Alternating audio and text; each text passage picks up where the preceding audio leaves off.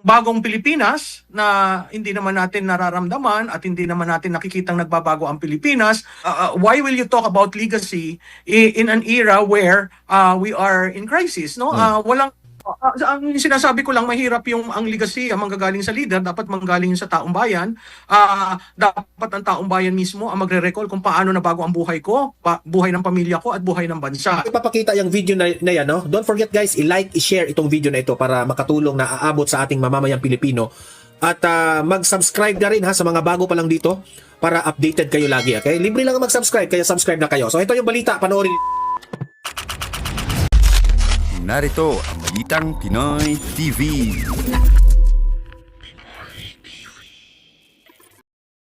Okay, at heto na nga, no, pag-usapan natin itong si interview ni Professor Malu Tiquia sa SMNI, no?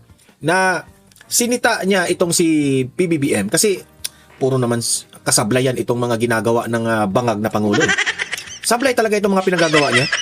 Bakit ba siya sinita ni Malu Tiquia? Kasi itong si Bongbong Marcos, no? Nagmamayabang siya sa kanyang legacy. Sabi ko, ano bang legacy ni PBBM? Sabi naman ni Professor Malu Tiquia, hindi po maganda na ikaw ay nagmamayabang sa inyong legasiya sa panahon ng crisis. 'Di ba? Parang off siya. Sobra talagang may mali, no? Kung iisipin mo. Naghihirap na nga yung taong bayan. Nagrereklamo na ang taong bayan sa sobrang taas ng gasolina. Siyempre, tumataas rin yung mga bilihin. Yung kuryente, tumataas. Lahat na lang ng presyo tumataas. Tapos ikaw, presidente ka, magmamayabang ka sa ligasiya mo? Akala mo naman may ipagmamayabang ka? Anong katangahan yan? Diba? Anong katangahan yan, BBM? So yan pakinggan natin si Professor Malu Tiquia. Sabi pa nga niya dito, instead na ikaw ay magmayabang sa iyong ligasiya, mas mabuti na lang kung gawan mo ng paraan na itong si Tatay Digong ay mapauwi dito sa Pilipinas. Mas magugustuhan ka pa ng taong bayan. Sa totoo lang. Diba? Tama naman Tama naman. Kasi magmamayabang ka sa ligasiya mo na nakakagalit, yung ligasiya mong flood control. Ha? Kung ako pa sa'yo, pauwiin mo dito si Duterte. Tataas yung rating mo. Putang ina mong BBM ka. Nakakagalit Parang sira ulo yung... Hindi ko na maintindihan. Ito yan ang pag-uusapan natin ha. Like, share muna itong video na ito. At i-subscribe nyo para kayong mga bago pa dito sa aking channel ay updated kayo ha. Walang bayad mag-subscribe. Okay? Mainit yung ulo ko Umiinit yung ulo. Pati, unahin natin, pakinggan natin itong si Professor Malu Tiquia, no? Itong nagmamayabang sa kanyang legasiya, itong si PBBM sa gitna ng crisis. Wala talagang delikadesa tong presidente na ito. Ang sinasabi ko lang, mahirap yung ang legacy ang manggagaling sa leader, dapat manggaling sa taong bayan. Dapat ang taong bayan mismo ang magre-recall kung paano nabago ang buhay ko, buhay ng pamilya ko at buhay ng bansa. At hindi ka nagsasalita tungkol sa legacy sa panahon ng krisis. Walang makakatanda ng legacy mo. Lalong maaasar ang mga tao kasi parang may disconnect. Diba? Dapat tao ang magsabi sa mga ligasiya mo, hindi ikaw ang magmamayabang sa ligasi mo. Narinig po ninyo yung naging pahayag ni PBBM patungkol po doon sa kanyang ligasiya na nag-aalala daw siya na baka mabura o maglaho ng susunod kung sino man ang papalit sa kanya. Ano po ang agad na pong naisip po ninyo, Prof? Well, dalawang bagay lang yun, Admar, no? Ang isa, kung ang papalit sa kanya hindi niya kaalyado, at ang isa kung kaalyado, no? So pareho ang punto de vista niya, whether kaalyado o hindi, mawawala yung legacy. Ang pangalawa, ano kaya ang legacy na klarado na mawawala? Kasi pag tiningnan mo ang from 2022 to 2026 o 4 na taon, no? Makikita natin ang bukod tangi lamang legacy diyan ay yung bagong Pilipinas na hindi naman natin nararamdaman at hindi naman natin nakikitang nagbabago ang Pilipinas. Correct. At pangalawa, yung supposedly siya lamang ang Pangulong lumalaban sa korupsyon. Nakita naman natin hanggang ngayon ay yung mahiya kayo na kampanya niya noong July 2025, wala naman talagang nangyari, no? Correct. At siguro ang ibabalik ko doon, sila ang mahiya kasi hanggang ngayon walang nakukulong, natapos na ang ICI, nagulo na ang Senate Blue Ribbon Committee, hindi mo maintindihan ang tinalagang ombudsman, at wala naman talagang nakakasuhan. Except siguro kung titingnan mo, merong tokenism na nangyari, may iilan na nakasuhan, pero yung talagang mastermind, hanggang ngayon hindi natin nakikita. Sino po ba yung mas mainam, ma'am, na magbigay ng pagkilala sa legasiya ng isang leader? Dapat yung Mismo ba tao. ang leader na kanyang bukang bibig na ito yung mga legasiya ko? Or hayaan yung taong bayan na kung ano yung tumatak sa kanya, yun na yung ano mo, Dapat performance mo. Tama yun, Admar, no? Katulad na rin ng nakaraan nating mga Pangulo, hindi naman yung Pangulo ang nagbubuhat ng bangko, at hindi tamang panahon pag-usapan ang ligasiya sa panahon ng krisis. Ang dapat ang taong bayan ang magre-recall, magre-remember na ito ang mga nabago ang buhay ko, nabago ang buhay ng pamilya, nabago ang buhay ng bansa dahil sa mga sunod-sunod na programa. Hindi, why will you talk about legacy in an era where we are in crisis, no? Walang ang sinasabi ko lang, mahirap yung ang legacy ang manggagaling sa leader, dapat manggaling sa taong bayan. Dapat ang taong bayan mismo ang magre-recall kung paano nabago ang buhay ko, buhay ng pamilya ko at buhay ng bansa. At hindi ka nagsasalita tungkol sa legacy sa panahon ng krisis. Walang makakatanda ng legacy mo. Lalong maaasar ang mga tao kasi parang may disconnect. Opo, speaking of tatanda sa legasiya ng taong bayan, yung overwhelming pa rin na suporta sa nakalipas na administrasyon, sa kabila ng mga paninira, sa kabila ng sinapit ng nakalipas na leader, dating Pangulong Rodrigo Duterte, after nun, grabe pa rin yung kanyang supporter, hindi nawala, hindi natinag, at mas nakukumpara pa nila at nakita nila na mas mainam yung pamumuhay noon. Ito ba ay masasabi natin dahil sa kanyang legacy tumatak talaga sa isipan ng tao? Oo, tama ka, Admar, at yun nakukumpira. Usually kasi ang pagtingin mo sa isang pinuno, ginagamit mo yung punta libista nung nakaraan. Kaya nga parati yung katanungan, has your life changed? Has it been better? Kasi kinukumpara mo nung dati. So talagang tumatak yung kay Presidente Duterte at binabalik-balikan. Kasi doon talagang ang bayan, ang si Juan de la Cruz, ang naging bida. Hindi ang mga politiko na nagkamal-kamal ng pondo at ng bulsa ng pondo. Opo, binanggit po dito sa post ni Congressman Pulong Duterte patungkol kasi meron siyang pinost dyan, no? Maliban sa pagsasabi na ang legasiya mo ay ang korupsyon o ang iyong korupsyon, meron din siyang nabanggit dito. Sabi niya rito, Filipinos are not concerned about preserving political legacies. They are concerned about their daily struggles, rising cost of living, and government, and that should be working for them, not for itself. Legacy is not claimed or protected by words. It is defined by actions and ultimately judged by the people. Ito na yung napag-uusapan natin, Prof. Correct. Oo, yan, tama yan. It is something earned, no? Natutuwa ang taong bayan dahil ay nabago ang buhay ko, ay nabago ang sitwasyon ko, ay ang aking mga anak ay nakakapag-aral ng maayos, 'di ba?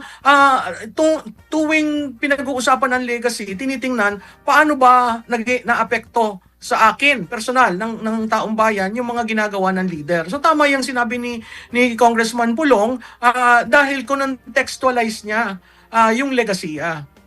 Sa tingin niyo po, yung pinangako niya noon na maipagpapatuloy or mahigitan pa yung nakalipas na administrasyon, kasi nga nagkaroon siya ng tandem with the Duterte, di ba? Kung naipagpatuloy niya yon, nagampanan niya yon or nahigitan pa, matatatag niya yung legasiya at hindi naman siguro bobo ang tao na laging i-claim doon kay dating Pangulong Rodrigo Duterte. Basta ang nakita nila ano yung nagawa mo, naipagpatuloy mo, bibigyan ka pa rin ng papuri dahil sa naipagpatuloy mo yung legasiya. Oo, alam mo, Admar, yung issue kasi ng legasiya, pwede rin sa punto de vista ng continuity. Kung hindi nasira yung unity, may continuity. Pero dahil may what's the right term? May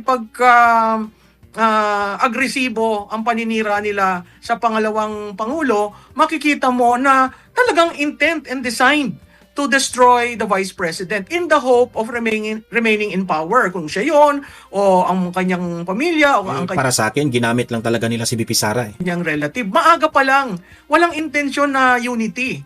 Kasi pag united ka, talagang continuity yan. Makikita natin, di ba? Merong time nag-request si Vice President, kausapin siya, tinatanong na yung mga proyekto na yung big ticket projects na naiwan, bakit hindi tinutuloy. Makikita mo, continuity is part and parcel of legacy. Kasi mahirap sa ating bansa ang 6 na taon na papalit-palit. Pag papalit-palit ka, hindi mo nababago ang Pilipinas. It takes, yung 6 na taon na yan, almost 1 dekada. Biro mo 1 dekadang nawala napakahirap dun sa mga susunod. Kasi kailangan, imbis na umusad at mag-take off, ang mangyayari niyan, babalik uli dun sa basic para maiayos ang bansa bago ka pa lang uli kayanin ang managinip. Ngayon walang kayang managinip dahil sa mga nangyayari. Nagkaroon pa na tayo ng krisis, kaya double whammy tayo, hindi rin marunong gumalaw sa krisis, kaya ang Pilipinas at ang mga Pilipino, kanya-kanya. Yung para mo sabihin na magbayanihan tayo, tulungan nyo ako, paano ka tutulungan kung ang taxpayers ay binuo sa dugo at pawis ang kontribusyon sa pamahalaan, pero nawawalan ka ng 1.5 at 1.9 trillion at ang bitaw mo nga anong tawag dito, patuloy at ang promotion anti-corruption siya lamang daw ang leader, no? Kung titingnan natin din dun sa EO94, yung creation ng ICI, minamandate yun mag-report. Bakit walang report sa taong bayan? Natapos sila, may sunset provision yung batas, may functus officios, pag natapos, ba't walang report sa taong bayan? Ano ba tayo, tau-tauhan na ang ating contribution, pwede nyong nakawin na lamang at ipulsa? Yun ang nakakalungkot kasi walang remorse, no? At ang yayabang pa ng mga politiko, ang yayabang pa ng kanilang actuations na parang utang na loob natin na sila ay buhayin sa rangya at asal na hindi maganda, nakakalungkot yun. Kasi tayong mga ordinaryong Pilipino, nagtatrabaho tayo, nagko-contribution tayo, no? Makita mo nung bayaran ng taxes, nag-a-appeal sila na magbayad ng taxes. Kasi yung taong bayan, galit na sawan-sawa na sa nangyayari. Pero wala naman tugon na nangyayari at lalo pang iniinsulto ang mga Pilipino sa araw-araw na pagsasalita ng kanyang spokes na hindi mo maintindihan kung saan ang patungo. Opo, speaking of tugon, meron silang tugon, ma'am. Ito, basahin ko yung tugon ni Undersecretary Claire Castro. Sabi niya, kasi tugon ito niya sa pahayag ni Congressman Pulong Duterte ng ligasiya ni PBBM ay yung kanyang korupsyon daw. Sabi rito, kailangan po bang i-memorize na ang dating Pangulong Duterte ang nakailang ulit na umamin na siya ay korap, na siya ay nagnanakaw sa kaban ng bayan? Sa kanyang speech, harapan ng marami ay pinagmalaki ng dating Pangulo ang pagtraidor sa mga Pilipino dahil sa kanyang pangungurakot, pagmamariwana at pag-abuso sa fentanyl. Sa kawalang sapat na aksyon na panagutin ang nasa likod ng mga ghost projects na inamin niya noon pang 2020 na nagtuloy pang mamayagpag pero napigilan lang nung nag-imbestiga si Pangulong Marcos Jr. Hindi rin dapat kalimutan yung korupsyon sa Pharmaly at Michael Yang habang may pandemic. Kaya huwag ipahid kay Pangulong Marcos Jr. ang korupsyon na ginawa mismo ni FPRRD. Your thoughts on this, ma'am? Alam mo, hindi mo na kailangan sagutin yan kasi alam mo, politikang politika Correct. Parang santo si BBM at yung isa ay walang hiya, no? Kung titingnan mo yung konteksto ng pagka-lift niya dyan sa mga phrases na sinama niya sa isang spokesperson briefing, lahat yan hyperbole. Yung Pharmaly may kaso, di ba? Nasa ombudsman. Bakit hindi nyo bilisan? Nasa sa kanila yun. Kung merong mga mali na nangyari nung previous administration, filean nyo ng kaso. Ang problema, lahat sila namumulitika lang, satsat lang ng satsat, at pilit na sirain yung dating Pangulo at kasama na yung anak. So hindi ko maintindihan, yan ba ang presidential communication ng manira ng manira? Kaya hindi natutuwa ang mga tao sa kanya sa kanya at sa kanyang amo. Kasi ang default na ginawa since day one, ang may kasalanan lahat nito ay Duterte. Parang tinabi na yung kontribusyon ng anak, si Vice Presidente, doon sa unit team.